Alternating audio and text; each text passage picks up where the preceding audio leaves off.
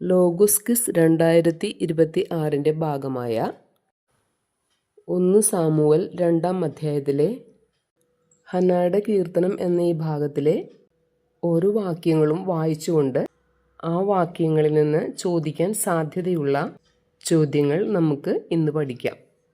1 Samuel 2 അധ്യായം 1 തിരുവചനം നമുക്ക് വായിക്കാം. ഹന്ന ഇങ്ങനെ പ്രാർത്ഥിച്ചു: എൻ്റെ ഹൃദയം കർത്താവിൽ ആനന്ദിക്കുന്നു, എൻ്റെ ശിരസ്സ് കർത്താവിൽ ഉയർന്നിരിക്കുന്നു, എൻ്റെ അധരം ശത്രുക്കളെ പരിഹസിക്കുന്നു. എന്തെന്നാൽ അവിടുത്തെ രക്ഷയിൽ ഞാൻ ആനന്ദിക്കുന്നു.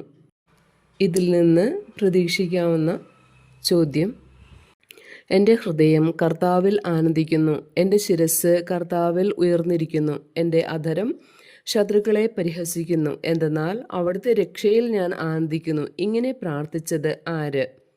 ഉത്തരം: ഹന്ന. 2 വാക്യം: കർത്താവിനെ പോലെ പരിശുദ്ധനായി മറ്റാരുമില്ല, കർത്താവല്ലാതെ മറ്റാരുമില്ല. നമ്മുടെ ദൈവത്തെ പോലെ സുസ്ഥിരമായ ഒരു ആശ്രയമില്ല. ഇതിൽ നിന്ന് ചോദിക്കാവുന്ന ചോദ്യങ്ങൾ: ആരെ പോലെ പരിശുദ്ധനായി മറ്റാരുമില്ല എന്നാണ് പറയുന്നത്? ഉത്തരം: കർത്താവിനെ പോലെ. മറ്റൊരു ചോദ്യം: ആരെ പോലെ സുസ്ഥിരമായ ആശ്രയമില്ല എന്നാണ് പറയുന്നത്? ഉത്തരം: ദൈവത്തെ പോലെ. 3 വാക്യം: അഹന്തയോടെ മേലിൽ സംസാരിക്കരുത്, നിന്റെ നാവിൽ നിന്ന് ഗർവ് പുറപ്പെടാതിരിക്കട്ടെ. കാരണം കർത്താവ് സർവജ്ഞനായ ദൈവമാണ്, പ്രവൃത്തികളെ വിലയിരുത്തുന്നത് അവിടുന്നാണല്ലോ. ഇതിൽ നിന്ന് സാധ്യതയുള്ള ചോദ്യങ്ങൾ: എങ്ങനെ മേലിൽ സംസാരിക്കരുത് എന്നാണ് 1 സാമുവൽ 2 അധ്യായം 3 പറയുന്നത്? ഉത്തരം: അഹന്തയോടെ. അടുത്ത ചോദ്യം: നിന്റെ നാവിൽ നിന്ന് എന്ത് പുറപ്പെടാതിരിക്കട്ടെ എന്നാണ് 1 സാമുവൽ 2:3 പറയുന്നത്? ഉത്തരം: ഗർവ്. 4 വാക്യം നമുക്ക് വായിക്കാം.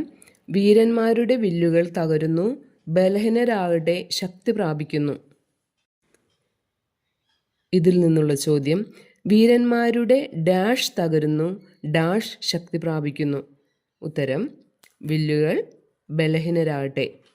5 വാക്യം: സുഭിക്ഷം അനുഭവിച്ചിരുന്നവർ ആഹാരത്തിനായി കൂലിപ്പണി ചെയ്യുന്നു, വിശപ്പ് അനുഭവിച്ചിരുന്നവർ സംതൃപ്തി അടയുന്നു. വന്ധ്യ 7 പ്രസവിക്കുന്നു, സന്താന സമ്പത്തുള്ളവൾ നിരാലംബയാകുന്നു. ഈ വാക്യത്തിൽ നിന്ന് പ്രതീക്ഷിക്കാവുന്ന ചോദ്യം: ഡാഷ് അനുഭവിച്ചിരുന്നവർ ആഹാരത്തിനായി കൂലിപ്പണി ചെയ്യുന്നു, ഡാഷ് അനുഭവിച്ചിരുന്നവർ സംതൃപ്തി അടയുന്നു. ഉത്തരം: സുഭിക്ഷം, വിശപ്പ്. ചോദ്യം: വന്ധ്യ എത്ര പ്രസവിക്കുന്നു? ഉത്തരം: 7. 6 വാക്യം: കർത്താവ് ജീവൻ എടുക്കുകയും കൊടുക്കുകയും ചെയ്യുന്നു, അവിടുന്ന് പാതാളത്തിലേക്ക് ഇറക്കുകയും അവിടെ നിന്ന് കയറ്റുകയും ചെയ്യുന്നു. ചോദ്യം: ജീവൻ എടുക്കുകയും കൊടുക്കുകയും ചെയ്യുന്നത് ആര്? ഉത്തരം: കർത്താവ്. 7 വാക്യം: ദരിദ്രനും ധനികനും ആക്കുന്നത് കർത്താവാണ്, താഴ്ത്തുന്നതും ഉയർത്തുന്നതും അവിടുന്ന് തന്നെ. ചോദ്യം: ദരിദ്രനും ധനികനും ആക്കുന്നത് ആരാണ്? ഉത്തരം: കർത്താവാണ്. 8 വാക്യം: ദരിദ്രനെ അവിടുന്ന് ധൂളിയിൽ നിന്ന് ഉയർത്തുന്നു, അഗതിയെ കുപ്പയിൽ നിന്ന് സമുദ്ധരിക്കുന്നു. അങ്ങനെ അവരെ പ്രഭുക്കന്മാരോടൊപ്പം ഇരുത്തി ഉന്നത സ്ഥാനങ്ങൾക്ക് അവകാശികളാക്കുന്നു. ഭൂമിയുടെ അടിത്തൂണുകൾ കർത്താവിൻ്റേതാണ്, അതിന്മേൽ അവിടുന്ന് ലോകത്തെ ഉറപ്പിച്ചിരിക്കുന്നു. ഇതിൽ നിന്നുള്ള ചോദ്യം: ദരിദ്രനെ അവിടുന്ന് ധൂളിയിൽ നിന്ന് ഉയർത്തുന്നു, അഗതിയെ കുപ്പയിൽ നിന്ന് സമുദ്ധരിക്കുന്നു. അധ്യായവും വാക്യവും. ഉത്തരം: 1 സാമുവൽ 2 അധ്യായം 8 വാക്യം. മറ്റൊരു ചോദ്യം: ഭൂമിയുടെ ഡാഷ് കർത്താവിൻ്റേതാണ്. ഉത്തരം: അടിത്തൂണുകൾ. 9 വാക്യം: തൻ്റെ വിശ്വസ്തരുടെ പാദങ്ങളെ അവിടുന്ന് കാക്കുന്നു, ദുഷ്ടന്മാർ അന്ധകാരത്തിൽ ഉപേക്ഷിക്കപ്പെടുന്നു, ശക്തിയാൽ ആരും പ്രബലനാകുന്നില്ല. 9 വാക്യത്തിൽ നിന്ന് പ്രതീക്ഷിക്കാവുന്ന ചോദ്യം: ദുഷ്ടന്മാർ എന്തിൽ ഉപേക്ഷിക്കപ്പെടുന്നു എന്നാണ് പറയുന്നത്? ഉത്തരം: അന്ധകാരത്തിൽ.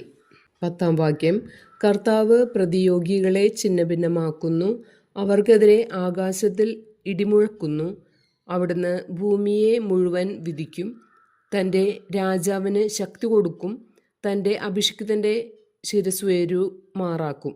ഇതിൽ നിന്നുള്ള ചോദ്യം: കർത്താവ് ആരെ ഛിന്നഭിന്നമാക്കുന്നു? ഉത്തരം പ്രതിയോഗികളെ. മറ്റൊരു ചോദ്യം, ആർക്കെതിരെ ആകാശത്തിൽ ഇടിമുഴക്കുന്നു എന്നാണ് പറയുന്നത്? ഉത്തരം പ്രതിയോഗികൾക്കെതിരെ. 11 വാക്യം, അനന്തരം എൽക്കാന റാമായിലുള്ള തൻ്റെ ഭവനത്തിലേക്ക് മടങ്ങി. ബാലനായ സാമുവലാകട്ടെ പുരോഹിതനായ ഏലിയുടെ സാന്നിധ്യത്തിൽ കർത്താവിനെ ശുശ്രൂഷ ചെയ്തു പോന്നു. ഇതിൽ നിന്നുള്ള ചോദ്യം, ആരുടെ സാന്നിധ്യത്തിലാണ് സാമുവൽ കർത്താവിന് ശുശ്രൂഷ ചെയ്തു പോന്നത്? ഉത്തരം പുരോഹിതനായ ഏലിയുടെ.